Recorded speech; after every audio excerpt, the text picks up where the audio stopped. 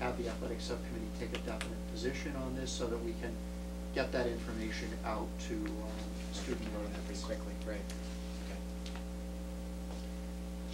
Okay, let me talk a little bit about the staffing and programs that will be in place next year. I know there continue to be questions about what are we going to do next year.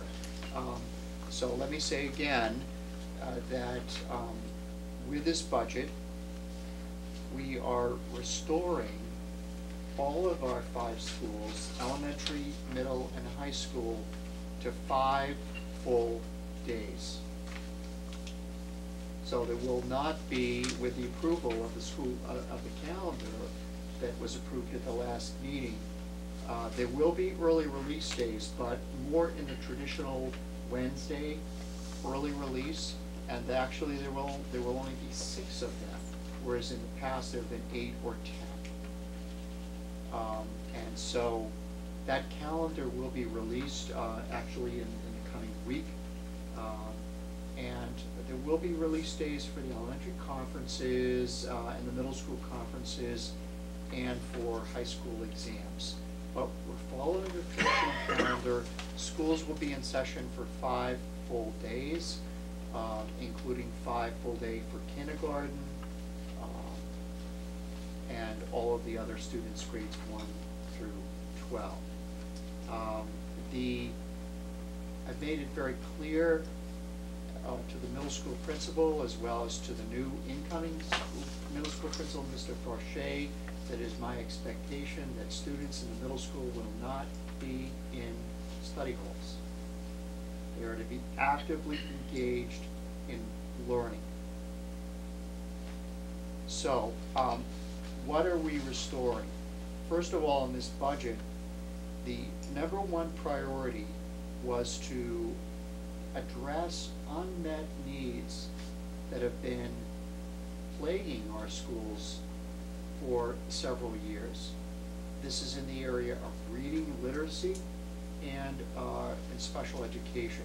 So at the elementary level, we will be hiring the equivalent of 4.5 teachers, basically 1 per school in special education, and the equivalent of an additional half-time reading literacy teacher in each of the elementary schools.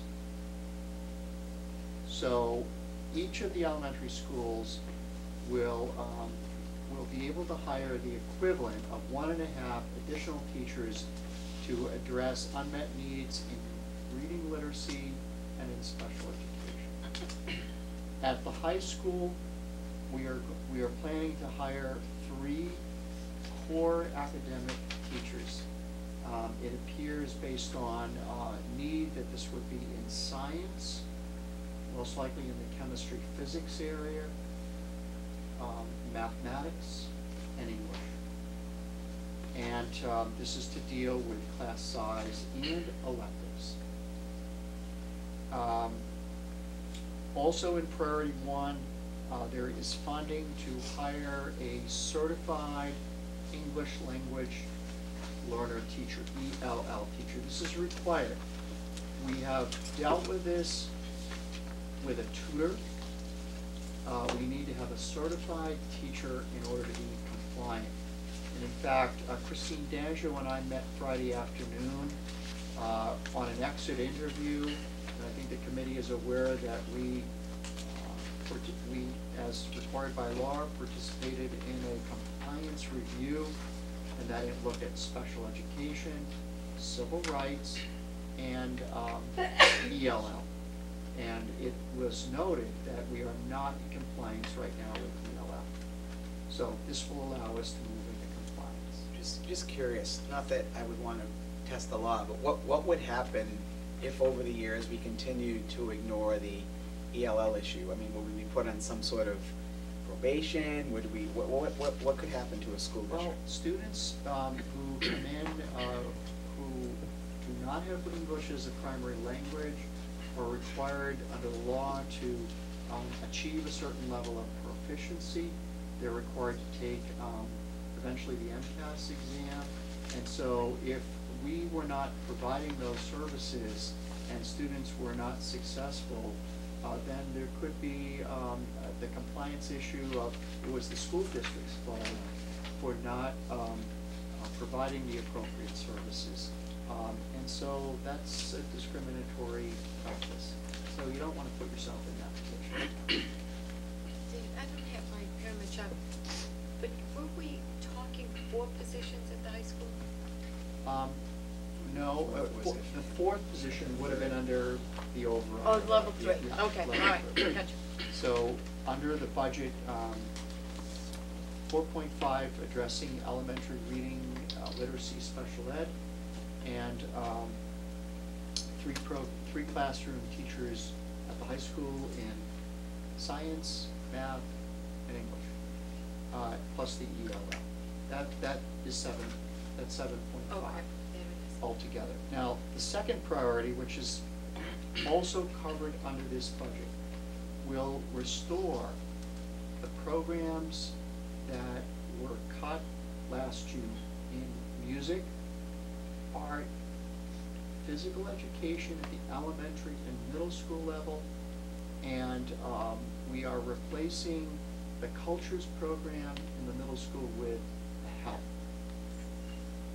With a full-time certified teacher. So we are actually in the process of hiring physical education health teachers, and we are going to make sure that a teacher who is certified in physical education is also certified in health to get that flexibility. So in terms of music at the elementary level and art and physical education, we're going to restore the twice-a-week music class, the twice-a-week physical education class, and the once-a-week art program.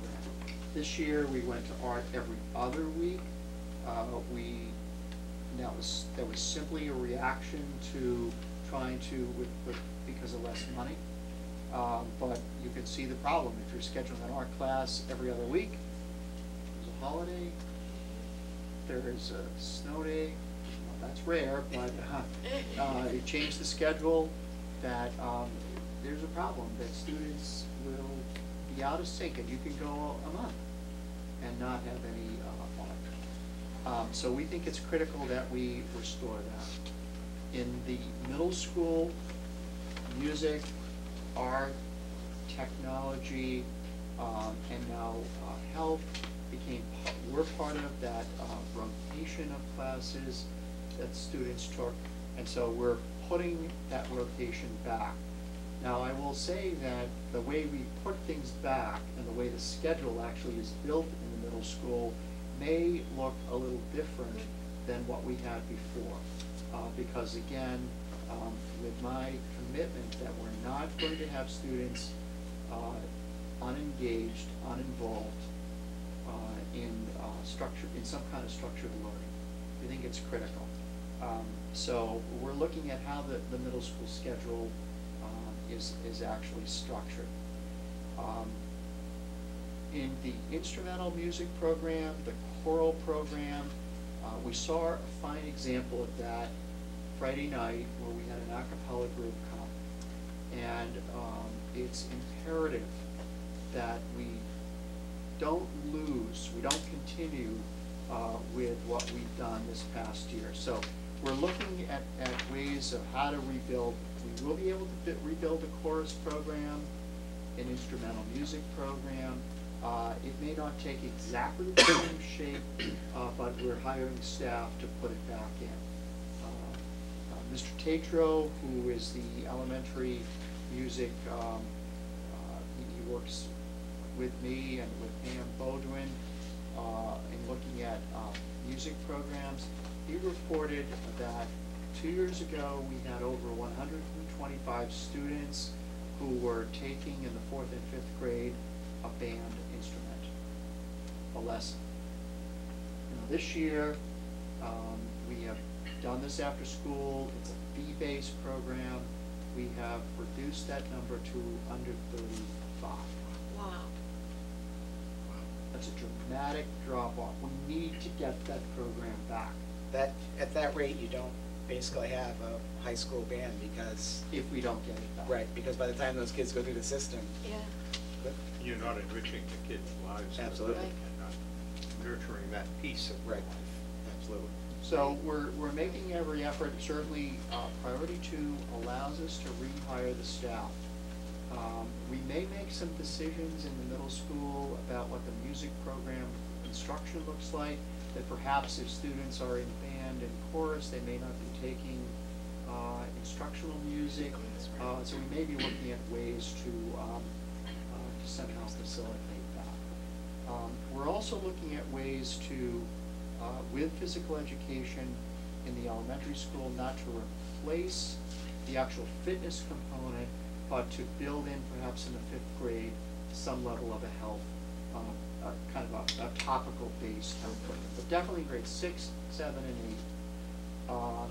I've also said to Mr. Hodges and to Pam Bodwin that I'm not sure how budget-wise we're gonna be able to accommodate this, but we feel strongly that it is important that 6th graders have increased literacy instruction.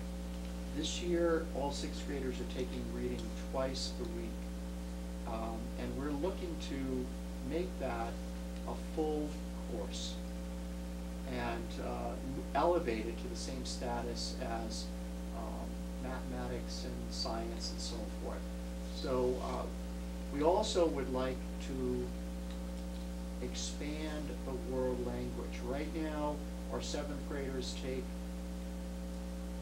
foreign language twice a week in the 7th grade, and they take it, I think, 4 times a week in the 8th grade. And the combination of those two those 2 years is equivalent to 1 year. We know 2 years ago we had a major problem with that by scaling it back, and we're still seeing that group of students is now in the high school, and we can see that we've had to retailor and restructure the 2nd level language. But what I'm saying about the middle school is that we are exploring ways to make the 8th grade class an equivalent full class, and to find ways to offer 6th graders some kind of an exploratory program. I'm not sure how, or even if that can happen. I just want the committee to be aware that it's not in the budget, but we're looking very carefully. As you know, all teachers in the middle school will be going from 4 to 5 teaching assignments, and we're seeing how that impacts on class size. Do we have any level of savings that we can transfer into perhaps world language and into reading in the 6th grade?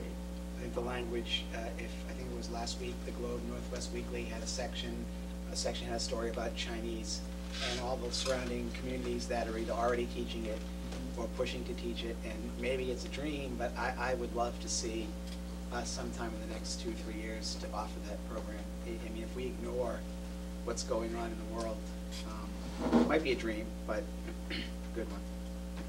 I think we had that elementary pilot program a couple of years ago, gave us a report that said, you should start at the elementary level Right. and introduce All them. languages, right. So, maybe we could put that idea out there someday. So, we should have that as 10 budget. Yes. well, it's Yes, in 2010 budget, right. but we're looking for ways, if there's a way to make some choices. Yes, for introductory this year. concept.